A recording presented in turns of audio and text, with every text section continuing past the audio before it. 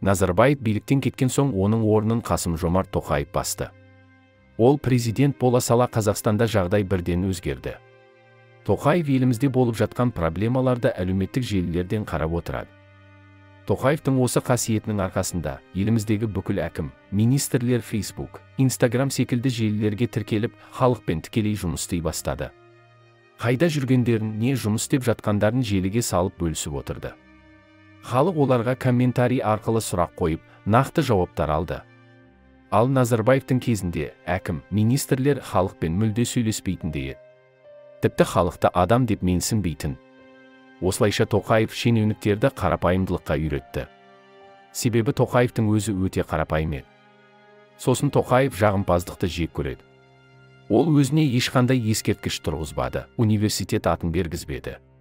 Өзі туралы кино түсіргізбеді. Тоқаев осы уақытқа дейін қазақ халқына көп жақсылық жасады. Біз соның ең үлкен бесеуіне тоқталып өтеміз. Тоқаев президент болған кезде қазақстандықтардың әлеуметтік жағдайы өте ауыр еді.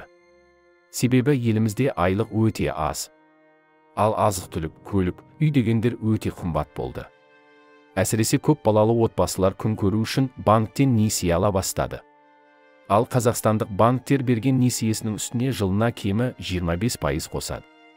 Яғни банктен бір жылға 1 миллион теңге алсаңыз, бір жылда үстіне 250 мың теңге қосып бересіз. Осының кесірінен қазақстандықтар несиенің ұйығына батып кетіп, одан құтыла алмай әбден азап шекті. Сол кезде Тоқаев банктерге қатаң тапсырма берді. Ол жағдайы жоқ отбасылардың 300 мың теңгеге дейінгі несиесін кешіру керектігін айтты. Нәтижесінде президенттің тапсырмасы жүзеге асып, талай қазақ отбасыларының несиелері жабылып, үлкен қуанышқа кенелді. Қазақстандықтардың қарыз ауыртпалығын төмендету 3 кезеңде жүзеге асырылды.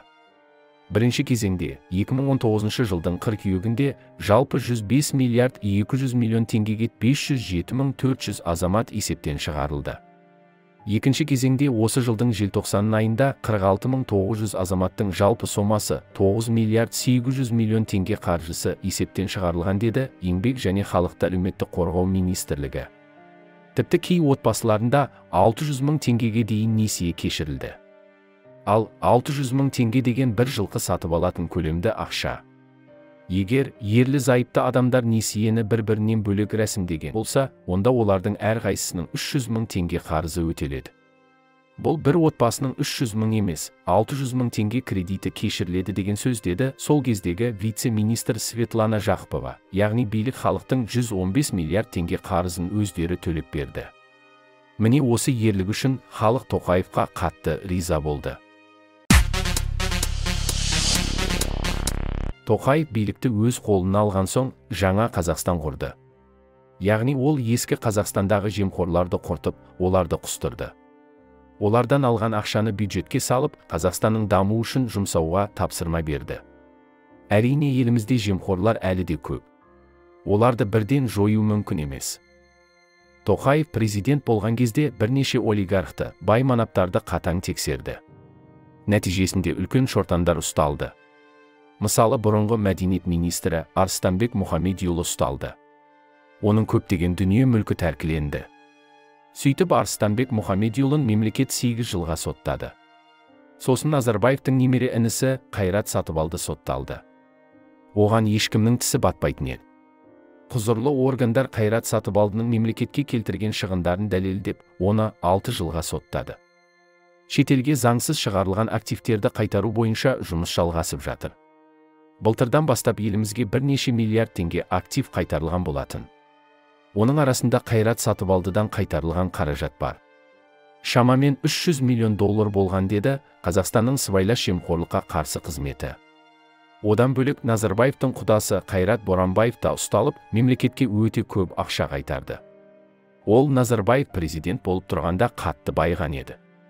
Сосын Назарбаев биліктен кеткен соң, Тоқаев мемлекет байлығын заңсыз иемденген байларға бюджетке қайтару керектігін айтты. Нәтижесінде жақында ғана Қайрат Боранбаевтың 90 миллиард теңгеден асатын активтерді, оның ішінде мұнай кен орнын, газ тарату компаниясын, сервис саласындағы кәсіпорынды, қонақ үй және сауда ойын-сауық кешендерін, фитнес орталықтар желісін, кеңсе үй-жайларын және басқа да активтерді мемлекет меншігіне ерікті түрде қайтару жөнінде шаралар қабылданған. Және де Тоқаевтың кезінде көптеген әкім, министрлер ұсталды. Мысалы, бұрынғы әділет министрі Марат Бекетаев жақында ғана ұсталды.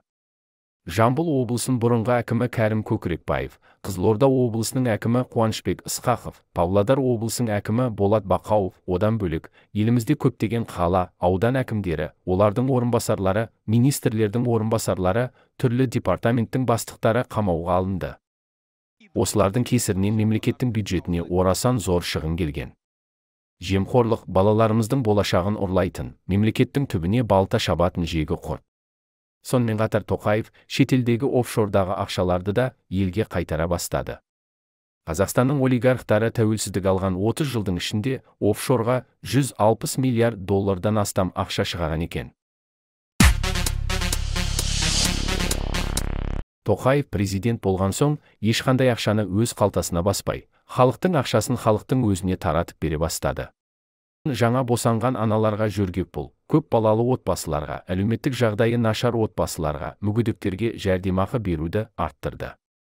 Және де Тоқаев студенттердің стипендиясын көтерді. Қазір студенттер кемі 40 мың теңгенің үстінде стипендия алады. Ал докторантурада оқитын жастар 220 мың теңгеден кем стипендия алмайды.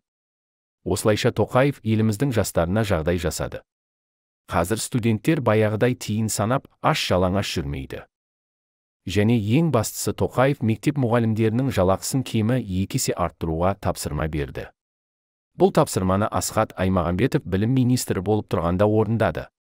Ал білімді шәкірттер Қазақстанды Жапония, Корея секілді дамыған мемлекеттерге айналдырады. Сондықтан да білім мен ғылымнан ақшаны аямау керек болды. Президент әсіресе шалғай ауылдардағы мұғалімдердің жалақысын көтеруді мықтап тапсырды. Мәселен, Мұнайлы ауданына көшіп баратын мұғалім қыркүйек айында жалақы алатын болса, онда оның жалақысы 790 мың теңгеге жуық болады. Сол 790 мыңның 140 мыңға жуығы коммуналдық шығындар болады. Ал 650 мың теңгеге жуығы мұғалімнің өз жалақысы, деді кезінде министр болған Асхат Аймағамбетов. Нәтижесінде ауыл мұғалімдері 800 мың теңгеге дейін жалақы алуға қауқарлы болды. Бұл үлкен бір отбасына асырауға жететін қаржы. Нәтижесінде алтын белгіге бітірген оқушылар мұғалім мамандығын таңдай бастады. Жалақы біраз өсті. Ендігі жылы президенттің тапсырмасына сәйкес тағы 25%-ке артады. Бізде көбіне жалақы көбейеді дегенде мектептегі мұғалімнің айлығы ғана өсетін сияқты болып қабылданады. Бірақ 2020 жылдан бастап жыл сайын, келесі жылы да мұғалімдердің, балабақша тәрбиешілері мен қызметкерлерінің, колледж қызметкерлерінің, қосымша білімдегі педагогтердің жалақысы 25%-ға өседі, деді Аймағамбетов бұрын тамыз конференциясында. Сонымен қатар, университет оқытушыларының, дәрігерлердің жалақысы көтерілді. Бұрын дәрігерлер өте аз жалақы алып, қоғамда онша беделі жоқ еді. Осыдан бірнеше жыл бұрын Қазақстанның шұрайлы жерлерін Қытайға жалға береді деген болжам тарады. Бұл жерге қытайлар егін егіп, зауыттар салмақ болды. Сол кезде халық қатты көтеріліп, билікке қарсы шыққан еді. Содан жерді жалға беруге мораторий жарияланды. Кейін билікке Тоқаев келген соң бұл дауға нүкте қойды. Халқымыз үшін жер мәселесі қашанда аса маңызды. Бұл мемлекеттігіміздің берік негізі және қасиетті символы. Қазақтың жері шетелдіктерге сатылмайды деп бірнеше рет айттым. Бұл мәселеге қатысты қауесеттерді тоқтату қажет. Сондықтан мен мынадай нақты шешімдер қабылдадым. Біріншіден, шетелдіктерге және шетелдік заңды тұлғаларға ауыл шаруашылығы жерлерін сатуға, жалға беруге заң жүзінде біржола тыйым салуды тапсырамын. Бұл шетелдіктердің үлесі бар заңды тұлғаларға да қатысты, деді Тоқаев бір жиында. Және де ол игерілмей жатқан қазақ байларының жерін мемлекетке қайтарды. Шамамен 7 миллион гектар жер мемлекетке өтті. Осылайша Тоқаев Қазақстанның жері тек қазақстандықтарға тиесілі екенін айтып, бізді үлкен нәубеттен аман алып қалды. Егер жерді шетелдіктерге бергенде, тәуелсіздіктен айырылып қалар едік. Тоқаевтың ең үлкен жақсылығы билікке өзінің туысқандарын алып келмеді. Кезінде Назарбаев билікке өзінің туған туыстарын алып келіп, қателік жасап еді. Назарбаевтың қыздары билікке араласып, Қазақстандағы ең бай адамдарға айналды. Мысалы, Дариға Назарбаева өлең айтып, Асар деген партия ашып, депутат болып, Қазақстандағы нөмірі 1 ханшайым болды. Ал Динара Құлыбаева ылғи Forbes журналының тізімінде жүрді. Ал кенже қызы Әлия Назарбаева да еліміздегі ірі бизнестері иемденіп, шалқып өмір сүрді. Сонымен қатар Назарбаевтың інісі Болат Назарбаев Алматы облысының патшасы болды десек қателеспейміз. Ол Алматыда қалағанын жасап, ақшаны судай шашты.